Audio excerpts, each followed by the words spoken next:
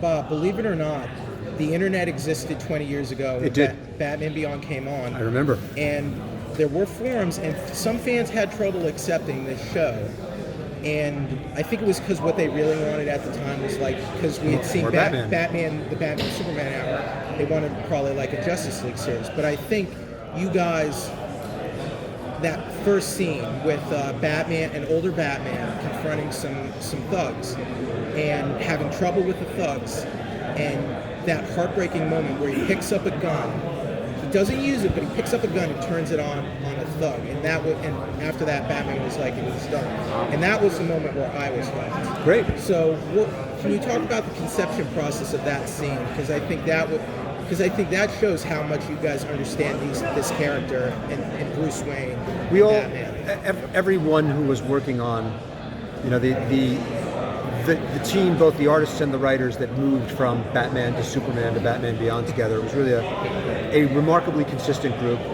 We all knew these characters really, really well. We all loved these characters, and we weren't going to do anything that wasn't going to honor them and respect them.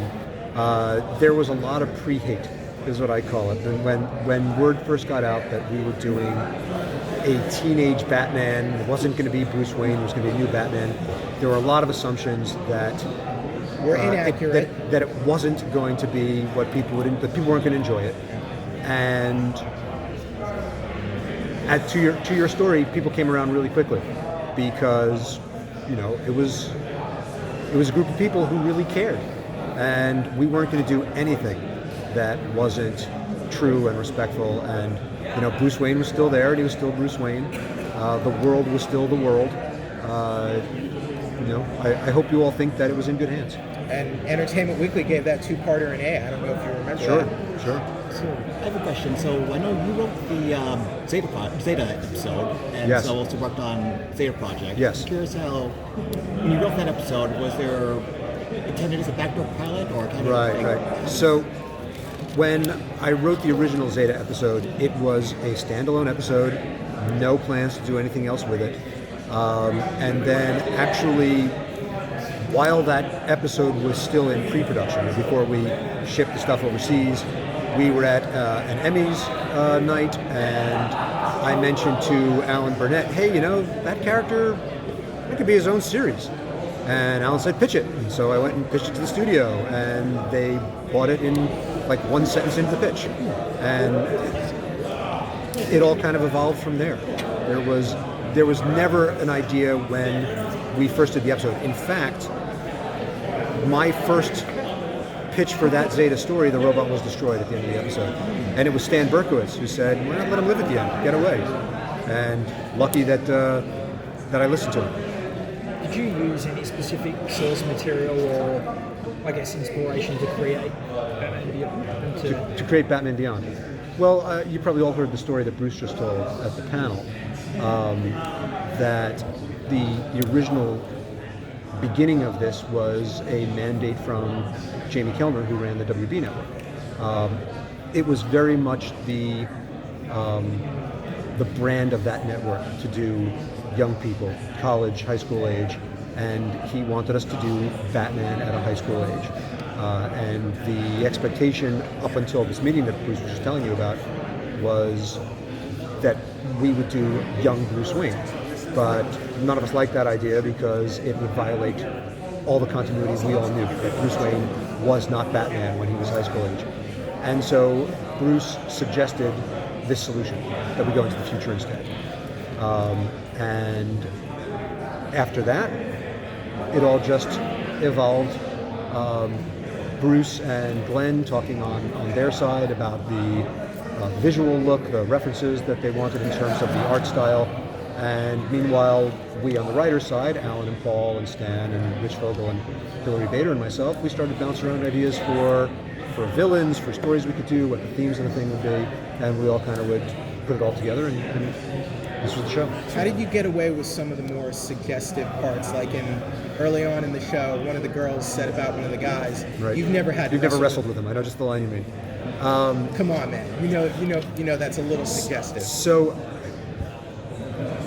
there are a couple of parts to what I want to answer there. One, we were Warner Brothers Animation.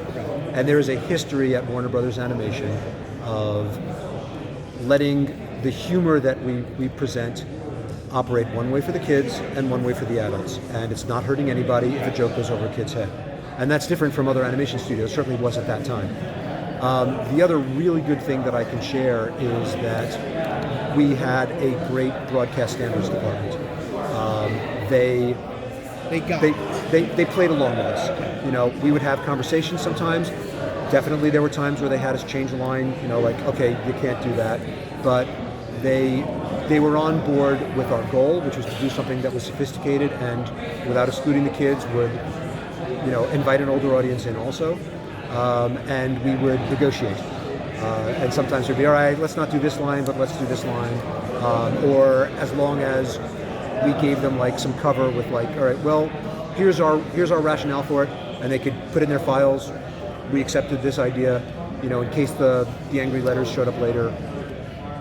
We all were on the same page of why we were doing it. So when you're developing the concept of an older Bruce Wayne, how much does the most famous older Bruce Wayne story is probably Dark Knight Returns. Yep. How much did that weigh on what you guys were doing? How much did you maybe draw from others, maybe imaginary stories, or was there anything like that? And how much did you just say, let's naturally evolve what we've already done on the animated show?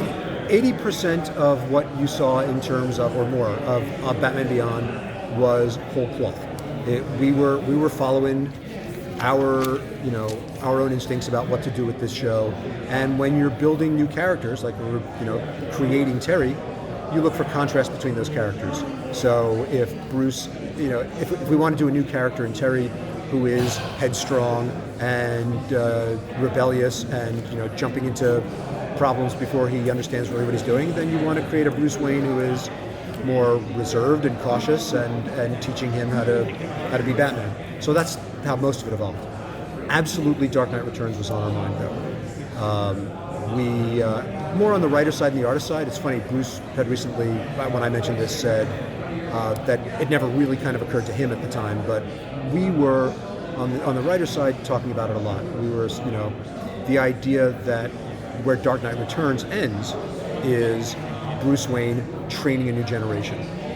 We kind of looked at that as an inspiration for what we were doing here. We were kind of doing an alternate version of that story where it left off and we began. Bob, I have a question. So as Jeff had mentioned earlier, the episode with the gun, which episode would you say challenged your skills the most as a writer? Wow. Now I can only answer for me personally, so it's going to be a limited number of episodes that I'm drawing from.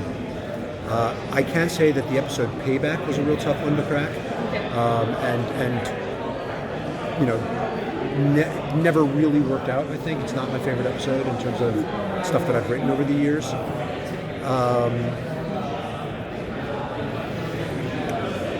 Two more minutes. I mean, Zeta was one that I really tried to push in terms of the themes. It's kind of a story that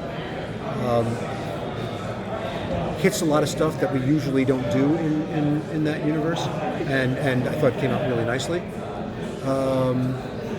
But the toughest one, I'll tell you, this isn't exactly your question, but because it's a villain who never showed up on Batman Beyond.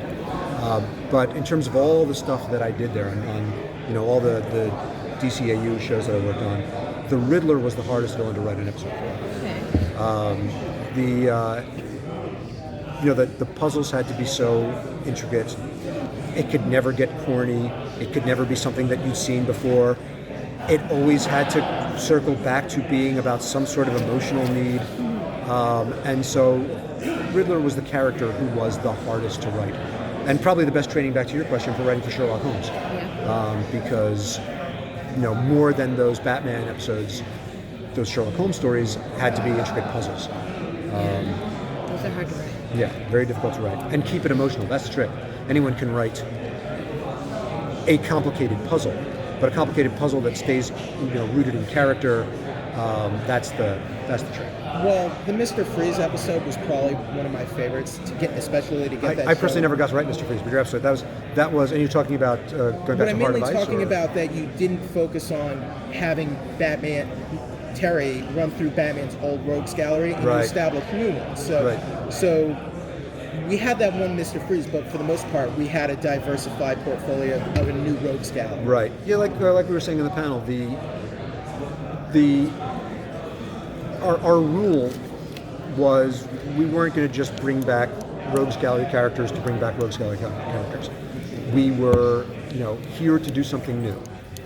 A couple of characters, a very short list, made sense to still be around this 40, 50 years in the future. Mr. Freeze, obviously one of them. Ra's al Ghul, first and foremost.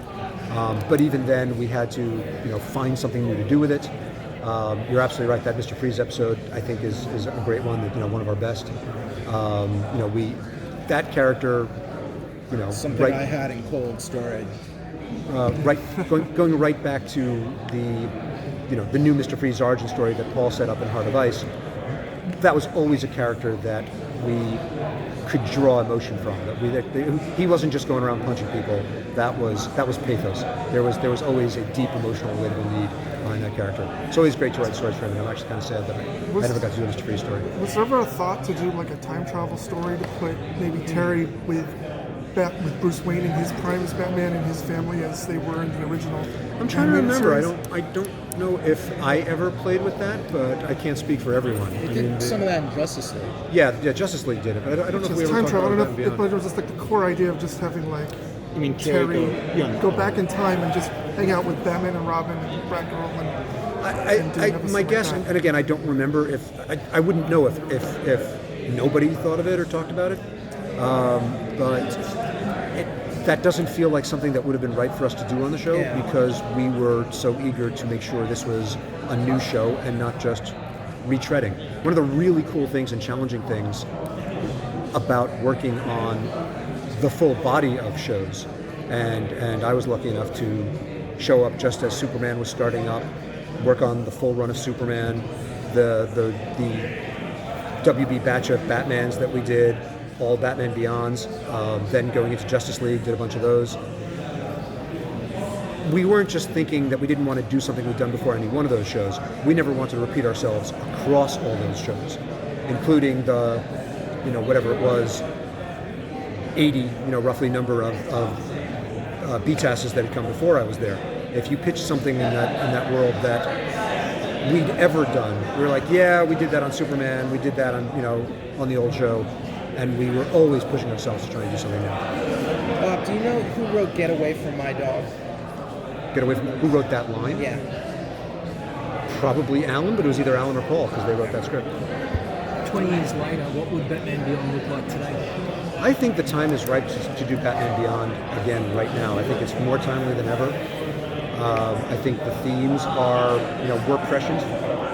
We're doing a show about corporate greed and technology run amok, and how those two things feed each other.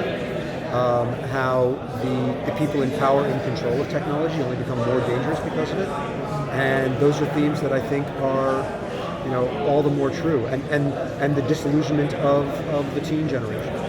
That, the world just kind of looks like less and less opportunity in it. And so I think it would be great to do the show right now.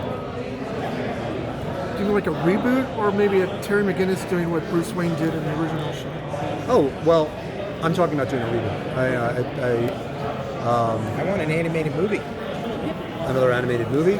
I'm a lot more involved in live action these days, so personally, I'd love to do a live action series of it. A live action movie with Michael Keaton. Do you have any actors that you thought about? I don't tend to think that way. You guys obviously do that for us, but no, the realities of getting anything made is the studios, in this case Warner Brothers, and whoever the outlets are, if it's for a TV network, if it's for theatrical distribution, there are going to be people way above my pay grade who have very strong opinions about, then you're getting into, who's going to bring the eyeballs, who's going to get butts in the movie theater seats, and so, or who matches the brand of what they're doing right now. So questions of casting, I may have archetypes, but I don't get into those issues. Thank you very much, guys. Thank you.